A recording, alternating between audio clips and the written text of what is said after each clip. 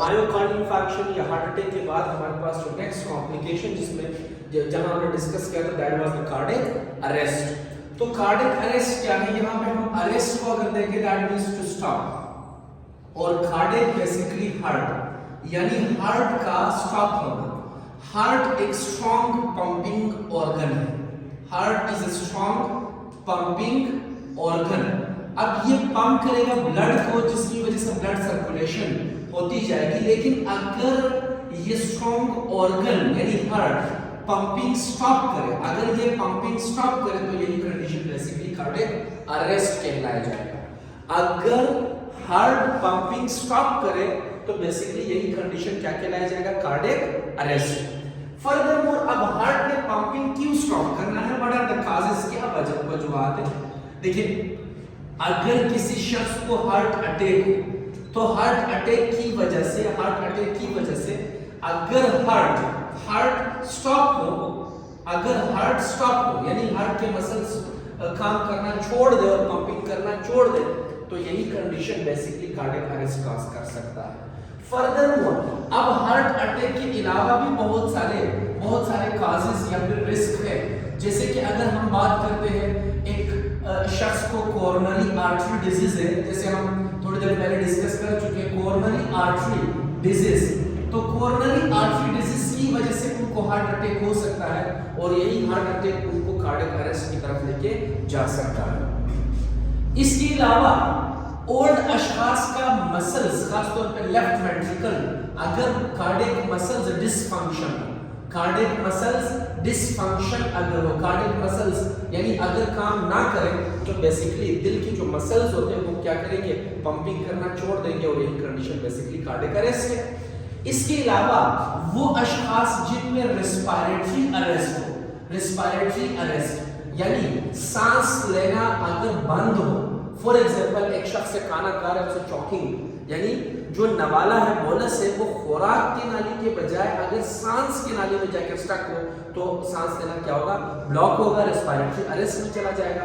वही respiratory arrest उस patient को किस जानिब लेके जा सकते हैं, वो उसे रेस्पिरेटरी अरेस्ट की तरफ, जब सांस लेना बंद होगा तो कार्डियक अरेस्ट भी कॉज होगा यानी दिल भी स्टॉप होगा। फर्दरमोर यानी रेस्पिरेटरी अरेस्ट एक्सीडेंट की वजह से भी होता है, एक्सीडेंट की वजह से। जैसे कि अगर हम बात करें एक शख्स से उन्हें इलेक्ट्रिक शॉक लगा, करंट लगा, उसी की वजह से दिल जो है वो स्टॉप हो सकता है। इलेक्ट्रिकल इंपल्सेस अगर स्टॉप हुए हार्ट में मौजूद, अगर इलेक्ट्रिकल इंपल्सेस स्टॉप हुए तो इलेक्ट्रिकल इंपल्सेस के स्टॉप होने की वजह से भी यानी पेशेंट या ये शख्स कार्डियक अरेस्ट में जा सकता है, इलेक्ट्रिकल इंपल्सेस अगर स्टॉप हुए। इसके अलावा एक्सीडेंट में एक शख्स पानी के अंदर गिरा और पानी उसके लंग्स में जाके उन एल्वोलाई को ब्लॉक करेंगे तो गैसेस एक्सचेंज क्या होगा, स्टॉप होगा। जब गैसेस एक्सचेंज स्टॉप होगा तो that patient leads towards the cardiac arrest, दिल स्टॉप होगा, पंपिंग स्टॉप होगी और पेशेंट कार्डियक अरेस्ट में डेथ की तरफ चला जाएगा। क्लियर। इसके अलावा फर्दरमोर हम हार्ट अटैक के अंदर जितने भी रिस्क फैक्टर्स डिस्कस कर चुके हैं वो तमाम के तमाम यहाँ पे रिस्क है, वो भी कार्डियक अरेस्ट का सबब बन सकते हैं, क्योंकि वो रिस्क जो हार्ट अटैक कॉज कर सकता है वही हार्ट अटैक, चाहे वो हाई कोलेस्ट्रॉल लेवल है, चाहे वो शुगर है, चाहे वो लेक ऑफ एक्सरसाइज है, चाहे वो ओबेसिटी है, तो ये अगर हार्ट अटैक कॉज कर सकता है तो वही हार्ट अटैक कार्डियक अरेस्ट भी कॉज कर सकता है। इसी तरह अगर हम कार्डियक अरेस्ट के साइन एंड सिम्टम्स को देखें यानी वो अशखास जिनको कार्डियक अरेस्ट हो तो हमें कौन से अलामत उनमें नजर आ सकते हैं। बेसिकली ये जो शख्स है ये अनकॉन्शियसनेस की तरफ जाएगा। अब अनकॉन्शियसनेस से मुराद क्या है कि जिसको कार्डियक अरेस्ट है वो गिरेगा और बेहोशी की तरफ चला जाएगा। बेहोशी की तरफ जाने के बाद जब आप इसको टैप करेंगे सो दैट पेशेंट और that affected person will not give you any response, ये विदाउट एनी रिस्पांस होंगे, ये आपको कोई जवाब नहीं देंगे, नो रिस्पांस। नो रिस्पांस के बाद जब आप इसकी ब्रीथिंग चेक करेंगे, नो ब्रीथिंग, ये सांस भी नहीं ले रहे हो, नो ब्रीथिंग। जब आप इस शख्स के यानी पल्स रेट को चेक करेंगे सो नो पल्स रेट, आपको पल्स रेट भी नहीं मिलेगी, यानी मरा हुआ शख्स है। एक शख्स जिनको हार्ट अटैक के बाद या किसी भी काज और रिस्क फैक्टर के बाद कार्डियक अरेस्ट हुआ, दिल स्टॉप हुआ, दिल के स्टॉप होने के बाद वो अनकॉन्शियस स्टेट में चला गया, आप उसे टैप कर रहे हो, बुला रहे हो, आपको कोई रिस्पॉन्स नहीं दे रहा, उसका ब्रीथिंग सांस लेना भी स्टॉप हुआ, और सांस लेने के स्टॉप होने के साथ साथ यानी उस शख्स में मौजूद पल्स रेट जो है वो नहीं है, तो लिहाजा आप समझ रहे हो कि भाई this is leading towards the death, मौत ही है, no breathing, no pulse rate, unconscious condition है।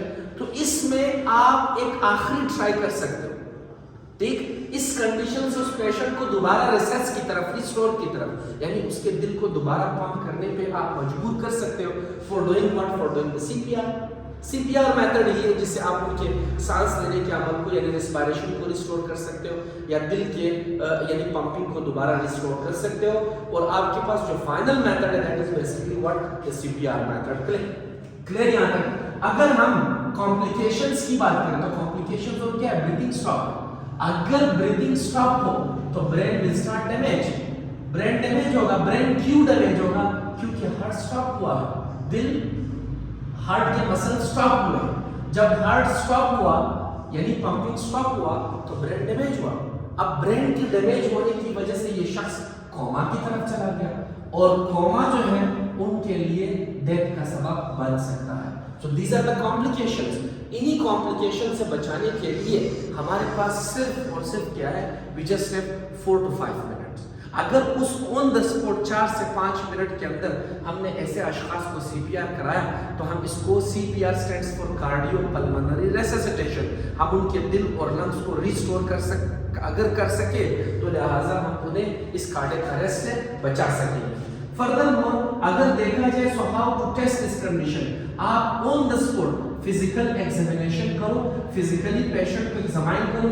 आपने फिजिकली कैसे एग्जामाइन करना है, यही सिम्टम्स या यही साइंस आपने देख रहे हैं, no response, no breathing, no pulse rate. अगर ऐसा है और ऑन द स्पॉट आपके सामने गिरा हुआ पेशेंट जो मौत की तरफ है, तो आप क्या करेंगे, आपने फिजिकली एग्जामाइन कर दिया तो एग्जामिनेशन के बाद you have to go now towards the management, आपने मैनेजमेंट की तरफ जाना है। और मैनेजमेंट आपके पास क्या है, सीपीआर।